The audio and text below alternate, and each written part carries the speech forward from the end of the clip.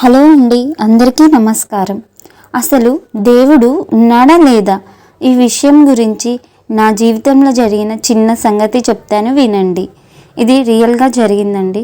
ఒకరోజు ఏం జరిగిందంటే, మా వారు పక్క ఊరిలో పాలు పడతారు. రోజు వెళ్ళి పాలు పట్టి వస్తారండి. ఒకరోజు ఎప్పట్లాగానే పాలకు వెళ్ళారు. అప్పుడు బైక్ మీద ఉన్నాడు. బైక్కి సైడ్కి ఫుల్ క్యాన్ ఉంది. ఫోన్ వచ్చింది. ఫోన్ లిఫ్ట్ చేయబోయి బండి బ్యాలెన్స్ తప్పి పక్కనున్న చిన్న కాలువలో పడిపోయిందండి. మా లక్ ఏంటంటే ఆ కాలువలో వాటర్ లేవు. అది మా లక్ అండి. కానీ చెయ్యి ఫ్రాక్చర్ అయింది. అక్కడి నుంచి వాళ్ళ అన్నయ్యకి ఫోన్ చేశాడు. పడ్డ దగ్గర నుంచి ఫోన్ చేస్తే వాళ్ళ అన్నయ్య వెళ్ళి ఇంటికి తీసుకొని వచ్చాడు. నాకేం అర్థం కాలేదు. ఇప్పుడే పాలకు వెళ్ళారు కదా, అప్పుడే వచ్చాడేంటి, చెయ్యి ఎందుకు అట్లా పట్టుకున్నాడని నాకు అసలు భయం వేసింది. ఏందండి ఏమైంది, చెయ్యి ఎందుకు అలా పట్టుకున్నారని అడిగాను. అప్పుడు ఆయన అన్నారు, నేను ఇట్లా కింద పడ్డా, నా చెయ్యి బాగా నొప్పి లేస్తుంది, ఇరిగిందో ఏమో, హాస్పిటల్కి వెళ్ళాలని అన్నారు. వెంటనే హాస్పిటల్కి వెళ్ళిపోయాం. హాస్పిటల్కి వెళ్ళగానే వాళ్ళు ఒక్క చేతికి 2 sides ఫ్రాక్చర్ అయిందని చెప్పారు. చేయి దగ్గర ఏమో తొలగింది, కొంచెం పైకేమో ఫ్రాక్చర్ అయిందన్నారు. అయితే ఆ తొలగిన దగ్గర స్ట్రైట్గా గుంజితేనే ఫ్రాక్చర్ అయిన దగ్గర ఆపరేషన్ చేస్తామన్నారు. మాకేం చేయాలో అర్థం కాలేదు. ఆ డాక్టర్ ఏం చేశారంటే ఓన్లీ మెడిసిన్ ఇచ్చి ఒక ఇంజెక్షన్ వేసి మార్నింగ్ రమ్మని పంపించేశారు. అప్పుడు నైట్ టైం ఇంటికి వచ్చేసాం. పాపం నైట్ మొత్తం నిద్రపోలేదు చెయ్యి నొప్పితోటి. అది ఏం చేయాలో అర్థం కాలేదు. మార్నింగ్ వేరే హాస్పిటల్కి వెళ్దామని ఇక్కడ తెలిసిన ఆర్ఎంపీ డాక్టర్ ఉంటే తీసుకొని వెళ్ళారు. అక్కడికి వెళ్ళాక కూడా ఆ డాక్టర్ కూడా చెయ్యి స్ట్రైట్గా వస్తుందో లేదో అని చెయ్యి గుంజారు, కానీ అప్పుడు కూడా రాలేదు. అలా 2 days హాస్పిటల్లోనే ఉన్నాం. ఆ చెయ్యి దగ్గర కరెక్ట్గా వస్తేనే ఫ్రాక్చర్ అయిన దగ్గర ఆపరేషన్ చేస్తూ ఉన్నారు. ఇంకా అందులోనే మా బ్యాడ్ లక్ ఏంటంటే మేము ఆరోగ్యశ్రీ కార్డ్ ద్వారా ఆపరేషన్ చేయించుకోవాలనుకున్నాం. కానీ అప్పుడు గవర్నమెంట్ హాలిడేస్ వచ్చినాయి. ఒకటి హోలీ వచ్చింది, ఇంకొకటి సండే వచ్చింది. 2 days హాలిడేస్. ఇలా 2 days ఎక్స్టెండ్ అయింది. మాకు ఆరోగ్యశ్రీ తొందరగా రాలేదు. ఏం చేయాలో అర్థం కావట్లేదు.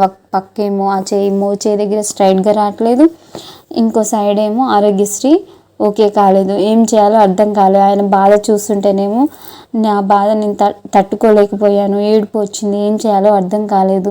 Next day morning 3rd day ఏం చేశాను, మార్నింగ్ లేచి ఫ్రెష్ అప్ అయి స్నానం చేసి గుడికి వెళ్ళాను. శివాలయంకి వెళ్ళానండి. ఫస్ట్ శివాలయంకి వెళ్ళి శివాలయంలో ప్రదక్షిణలు చేసి ప్రసాదం తీసుకొని అలాగే 21 కొబ్బరికాయలు కొడతాను మొక్కి స్వామివారికి అభిషేకం చేసిన గంధం విభూది తీసుకొని అలాగే పక్కన ఉన్న ఆంజనేయస్వామి గుడికి వెళ్ళాను. అక్కడికి వెళ్ళి ఆంజనేయస్వామికి తమలపాకులతోటి పూజ చేయించి ఆంజనేయస్వామి సింధూరం తీసుకొని ప్రసాదం తీసుకొని అక్కడ కూడా మొక్కుకొని వచ్చాను.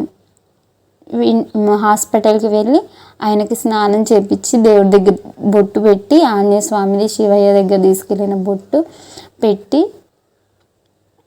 మనస్ఫూర్తిగా దేవుడా ఈరోజన్నా ఆయన చేయి స్ట్రైట్గా వచ్చి ఆ ఫ్రాక్చర్ అయిన దగ్గర ఆపరేషన్ జరగాలి అని దండం పెట్టుకున్నాను. మనస్ఫూర్తిగా దండం పెట్టుకొని దేవుడా ఈరోజన్నా సక్సెస్ అయ్యేటట్టు చూడు దేవుడా అని దేవుడిని బాగా ప్రార్థించాను. తర్వాత ఒక 1 hourకి డాక్టర్ వచ్చారు. వచ్చి చెయ్యి చేయి దగ్గర గుంజగానే అది స్ట్రైట్గా అయిపోయింది. అసలు కొంచెం కూడా పెయిన్ లేకుండా చెయ్యి స్ట్రైట్గా వచ్చింది. అసలు నమ్మలేకపోయాం. ఎవరికైనా ఇరిగిన దగ్గర గుంజితే చాలా నొప్పి ఉంటుంది. అసలు ఆయనకు గుంజింది కూడా అర్థం కాలేదంట.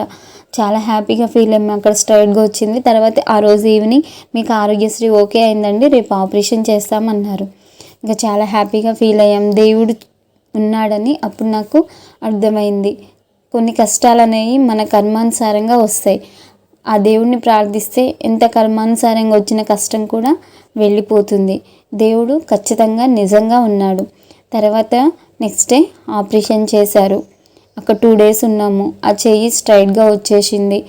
చేయి దగ్గర స్ట్రైట్గా వచ్చింది. ఇక్కడ దేవుడు ఉన్నాడని అప్పుడు నేను చాలా బలంగా నమ్మాను. నాకు బాగా సంతోషం అనిపించింది. వెంటనే ఆ దేవుడు ప్రతిఫలాన్ని చూపించాడు. దేవుడు ఖచ్చితంగా ఉన్నాడు. కొన్ని మన గ్రహఫలంలో ఉండాల్సినవి జరగాల్సినవి జరుగుతాయి, కానీ ఆ దేవుడిని ప్రార్థిస్తే ఎంతటి కష్టమైనా తొలగిపోతుంది. దేవుడు ఖచ్చితంగా ఉన్నాడండి. ఖచ్చితంగా దేవుడు ఉన్నాడు. ఇక మేము 2వ రోజు హాస్పిటల్ నుంచి ఇంటికి వెళ్ళిపోయాము.